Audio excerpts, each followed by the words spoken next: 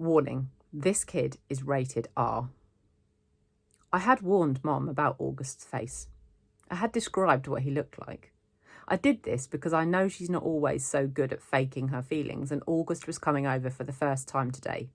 I even sent her a text at work to remind her about it, but I could tell from the expression on her face when she came home after work that I hadn't prepared her enough. She was shocked when she came through the door and saw his face for the first time. "Hi, Mum, this is Augie. Can he stay for dinner?" I asked quickly. It took a second for my question to even register. "Hi, Augie," she said. Of course, sweetheart, if it's okay with Augie's mother." While Augie called his mother on his cell phone, I whispered to Mum, "Stop making that weirded out face." She had that look like when she's watching the news and some horrific event has happened. She nodded quickly, like she hadn't realised she was making a face, and was really nice and normal to Augie afterward. After a while, Augie and I got tired of working on our projects and we went to hang out in the living room. Augie was looking at the pictures on the mantel and he saw a picture of me and Daddy. "Is that your dad?" he said. "Yeah." "I didn't know you were, what's the word? Biracial?" "Right, that's the word." "Yeah." He looked at the picture again. "Are your parents divorced? I've never seen him at drop-off or anything." "Oh, no," I said. "He was a platoon sergeant. He died a few years ago." "Whoa, I didn't know that." "Yeah," I nodded, handing him a picture of my dad in his uniform. "Wow, look at all those medals." "Yeah, he was pretty awesome." "Wow, Summer, I'm sorry." "Yeah, it sucks. I really miss him a lot." "Yeah, wow." He nodded, handing me back the picture. "Have you ever known anyone who died?" I asked. "Just my grandmother, and I don't really even remember her." "That's too bad." Augie nodded. "You ever wonder what happens to people when they die?" I asked. He shrugged.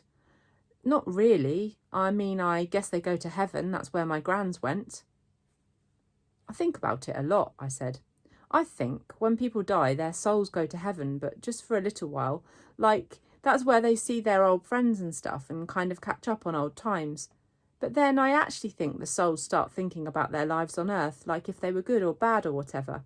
And then they get born again as brand new babies in the world." "Why would they want to do that?" "Because then they get another chance to get it right," I answered. "Their souls get a chance to have a do-over." He thought about what I was saying and then nodded. "Kind of like when you get a makeup test," he said. "Right." "But they don't come back looking the same," he said. "I mean, they look completely different when they come back, right?" "Oh, yeah," I answered. Your soul stays the same, but everything else is different." "I like that," he said, nodding a lot. "I really like that, Summer. That means in my next life I won't be stuck with this face." He pointed to his face when he said that and batted his eyes, which made me laugh. "I guess not," I shrugged. "Hey, I might even be handsome," he said, smiling. "That would be so awesome, wouldn't it? I could come back and be this good-looking dude and be super buff and super tall." I laughed again. He was such a good sport about himself. That's one of the things I like the most about Augie. "Hey, Augie, can I ask you a question?"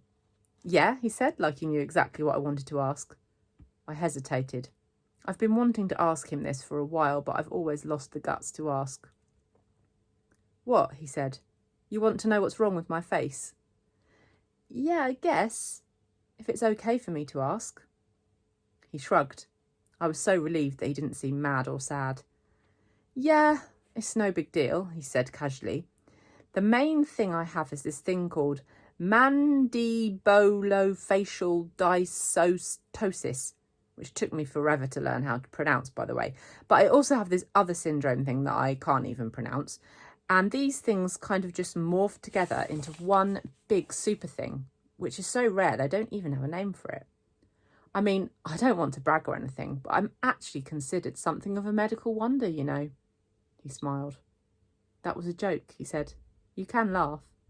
I smiled and shook my head. "You're funny, Augie," I said. "Yes, I am," he said proudly. "I am cool beans."